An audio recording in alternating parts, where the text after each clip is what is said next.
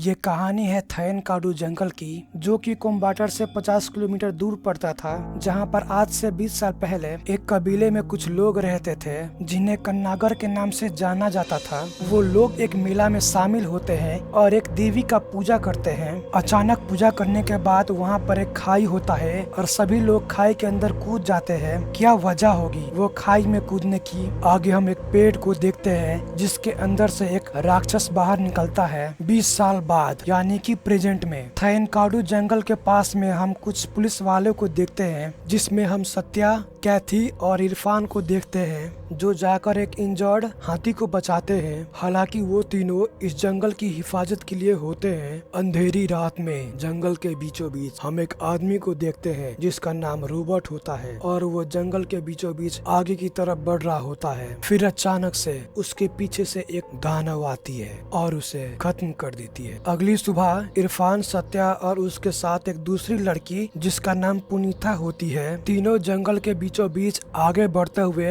एक झाड़ियों में उन्हें एक मृत आदमी मिलता है जिसके ऊपर मकड़े का जाली जैसा कुछ लगा होता है। और ये देखने के बाद तीनों घबरा जाते हैं। अब सीन शिफ्ट होता है आज से कुछ दिन पहले, जहाँ पर एक घर के अंदर पूजा पाठ हो रहा होता है और हम वहाँ पर सब इंस्पेक्टर आयनार को देखते हैं, जहाँ पर सभी लोग का कहना होता है कि आयनार ने जिस लड़की से भागकर शादी रचाया है उसके कुंडली में दोष है, जिसके वजह से इस घर में बुरा वक्त चल रहा है और इसी वजह से पूजा पाठ को रखा गया है और उसके साथ उसकी दादी भी गुजर गई है। इसी वजह से आयनार की माँ आयनार से कहती है कि तुम इस लड़की को यहाँ से भेज दो। आगे हम सब इंस्पेक्टर चित्रा को देखते हैं जो कि फोन पर आयनार से बातें कर रहा होता है और बताती है कि हमारे यहाँ पर एक नए इंस्पेक्टर को भेजा गया है और हमें फौरन जाकर उनसे मिलना होगा। ये सुनने के बाद दोनों वहाँ से निकल जाते हैं। आगे हम दोनों को वही जंगल में जाते हुए देखते हैं जहाँ पर रोबोट का शव मिला होता है, यानी कि डेथ बॉडी मिला होता है। चित्रा और आयनार जाकर एक आदमी से मिलता है जो कि इंस्पेक्टर ऋषि होता है, जहाँ पर आयनार को थोड़ा बहुत जलन और थोड़ा बहुत घमंड भी होता है कि मुझे सब इंस्पेक्टर से इंस्पेक्टर नहीं बनाया गया और यहाँ पर दूसरे इंस्पेक्टर को भेजा गया है जो कि मन मुताबिक चल रहा है। फिर इंस्पेक्टर ऋषि समझाता है कि तुम्हें मेरे साथ काम करना है तो करो, नहीं तो तुम यहाँ से जा सकते हो और मुझे इस बात से कोई भी प्रॉब्लम नहीं है। आयनार उसे सारी बातें बताता है जो कि वो पहले आने पर देखा था। उसके बाद तीनों इन्वेस्टिगेशन में लग जाते हैं, जहाँ पर उन्हें कनेर का फूल मिलता है जो कि आसपास में कतई नहीं मिलता। आगे हम इन तीनों को सत्या, इरफान और पुनीता से मिलते हुए देखते हैं, जहाँ पर सत्या कहता है कि मैं यहाँ का रेंज ऑफिसर हूँ और फिर इरफान कहता है कि मैं यहाँ का फॉरेस्टर हूँ। सभी बातें करते हुए वहाँ से चले जाते हैं। सभी एक घर के अंदर जाते हैं जहाँ पर ऋषि को उस घर में रहने के लिए मिला होता है, जहाँ पर ऋषि सभी से पूछताछ करता है कि गार्ड होने के बावजूद वो आदमी अंदर कैसे गया। तो सत्य बताता है कि गांव के कुछ लोग दूसरे रास्ते होते हुए चोरी चुपके कभी कभार उस जंगल के अंदर चले जाते हैं। और एक और वजह है कि हमने ऊपर दरखास्त दी है कि यहाँ पर कम सिक्योरिटी गार्ड होने की वजह से हमें भी थोड़ा बहुत दिक्कतें आ रहा है। ये सब बातें होने के बाद सत्या और उसकी टीम वहाँ से चले जाते हैं। आगे तीनों इन्वेस्टिगेशन के दौरान एक होटल के अंदर जाते हैं, जहां पर पूछताछ करने के बाद एक आदमी पर शंका लगता है जिसका नाम अब्दुल होता है और उसे पकड़ लिया जाता है। अब्दुल से पूछताछ करने के बाद वो बताता है कि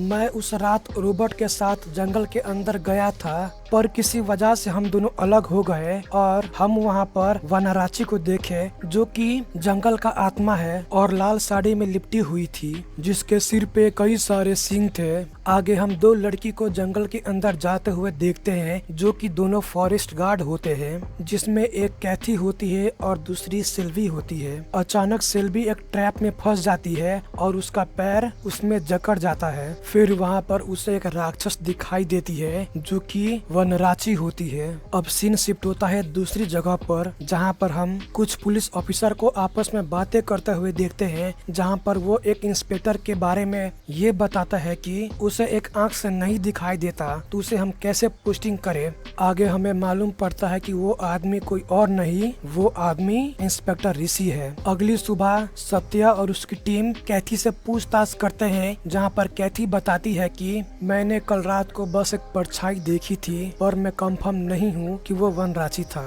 जहाँ पर सेल्वी कहती है कि मैंने उसे अपने आंखों से देखा जो कि वनराची ही थी। ये सब बातें सुनने के बाद उसे समझाया जाता है और फिर सत्या और इरफान वहाँ से चले जाते हैं। आगे हम आयनार, ऋषि और चित्रा को एक डॉक्टर से बातें करते हुए देखते हैं, जहाँ पर डॉक्टर बताता है कि उस मृत आदमी का रिपोर्ट आ गया है और जिससे हमें मालूम पड़ता है कि वो मकड़े का जाले असल में कुकून है, जो कि वेब स्पिनर कह के एक कीड़ा प्रोड्यूस करता है और उस मृत आदमी के अंदर किसी भी प्रकार का जहर नहीं मिला है, जिससे मालूम पड़ता है कि वो एक मर्डर किया गया है। ऋषि को लगता है कि एक मर्डर करने के लिए ऐसा क्यों किया जाएगा, उसे लगता है कि और भी मर्डर होने वाला है या फिर हुआ होगा।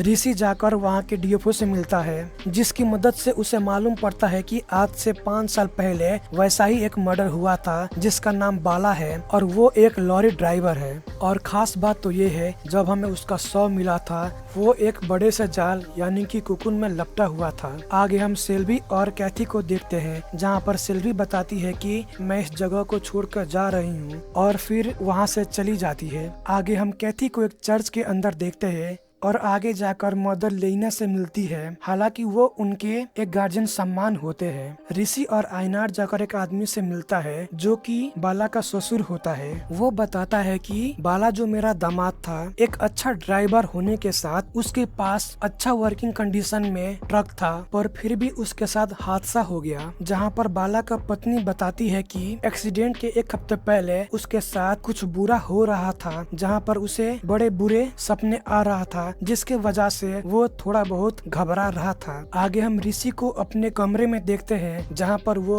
बैठा होता है, पर अचानक उसे चक्कर लगने लगता है और उसे एक रूह दिखाई देता है। आधी रात को जंगल के बीचों बीच एक प्रेग्नेंट औरत और उसके साथ एक बच्ची को जाते हुए देखते हैं, जहाँ पर एक बूढ़ी औरत बताती है कि तुम इस जंगल से जा रही हो तो अपने पास एक लोहे रखो, जिसके मदद से तुम्हारे पास वनराची नहीं भटकेगी। ये बातें सुनने के बाद दोनों आगे की तरफ बढ़ते हैं। छोटी बच्ची अपने घर चली जाती है और वो प्रेग्नेंट औरत, जिसका नाम संगीता होती है, वो एक कांटी को लेकर वहाँ से आगे की तरफ बढ़ती है। आगे बढ़ते हुए उसे एक पेड़ पर वनराची दिखाई देती है और फिर डर के वहाँ से दौड़ती हुई अपने घर के अंदर चली जाती है। अंदर जाने के बाद उसके छत से उसे कुछ आवाजें सुनाई देती है। अगले कमरे में जाने के बाद उसे छत पर एक होल दिखाई देती है। अब सीन शिफ्ट होता है जंगल में, जहाँ पर हम एक आदमी को देखते हैं जिसका नाम एकम्बरम होता है और वो संगीता का पति होता है। अचानक उसके सामने वनराची प्रकट होती है और उसे खत्म कर देती है। अगली सुबह ऋषि और उसकी टीम उस घर के अंदर जाते हैं और इन्वेस्टिगेशन करते हैं। इन्वेस्टिगेशन करने के दौरान उन्हें मालूम पड़ता है कि संगीता का पीछा किया जा रहा था, पर असल में एकम्बरम को मारने का प्लान बनाया गया था, जिसके वजह से उसे ले जाया गया होता है। उसे खोजते हुए जंगल के अंदर सभी जाते हैं और उन्हें वहाँ पर एकम्बरम का शव मिलता है, जो कि कोकोन से लिपटा हुआ होता है।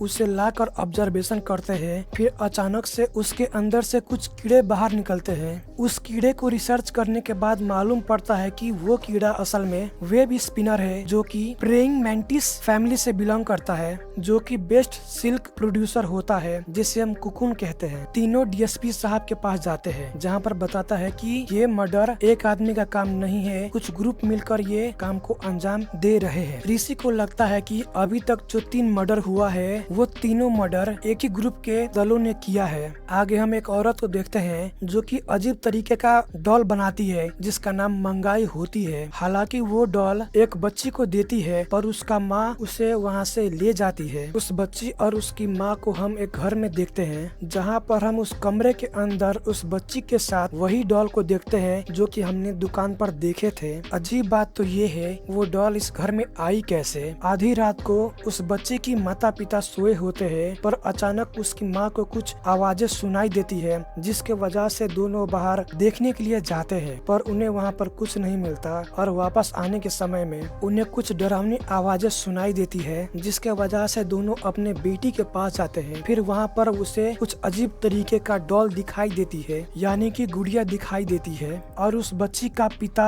उस डॉल को ले जाकर बाहर जला देता है। अगली सुबह हम यामुना को देखते हैं, जो कि आयनार का बीवी होती है, और फिर आयनार आकर उससे मिलता है। यामुना बताती है कि तुम्हारे गार्जियन ने मुझे घर से निकाल दिया, तो तुम यहाँ पर क्यों मिलने आए हो। दोनों के बीच विवाद होता है और आयनार वहाँ से चला जाता है। इधर चित्रा अपने घर पर आई होती है, जहाँ पर उसे मालूम पड़ता है कि उसके शादी के लिए लड़का वाले आए होते हैं, पर ये बात से परेशान होकर अपने दोस्त आयनार से जाकर मिलता है, जहाँ पर आयनार अपनी बीवी के वजह से थोड़ा बहुत परेशान होता है। तो दूसरी तरफ चित्रा भी अपने घर को लेकर थोड़ा बहुत परेशान होती है। ऋषि सोते हुए अपने बीते हुए पलों को याद करता है, जहाँ पर हम उसके साथ उसकी गर्लफ्रेंड भीजी दिखाई देती है। दोनों बातें कर रहे होते हैं और भीजी बताती है कि मैं मरने के बाद भी तुम्हारी पीछा नहीं छोड़ूंगी। और फिर ऋषि नींद से बाहर आता है, जहाँ पर हम उसके छत पर एक आत्मा दिखाई देती है, जो कि भीजी का होता है। और ये पार्ट यहीं पर खत्म होता है। अभी के लिए इतना ही। आप सभी को बहुत बहुत धन्यवाद। अगले पार्ट के लिए आप थोड़ा सा इंतजार करिए, नेक्स्ट पार्ट जल्द ही आने वाला है।